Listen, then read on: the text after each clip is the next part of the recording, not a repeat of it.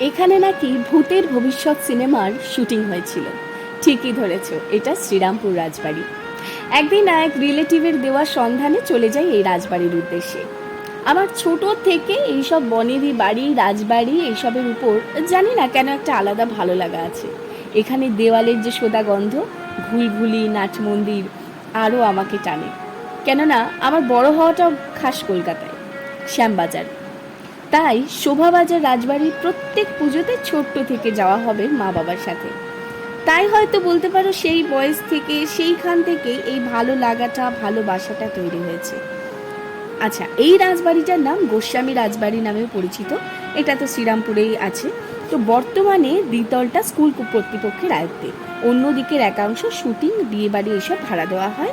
তোমরা একটু খোঁজখবর করে ঘুরে এসো, ভালো লাগবে।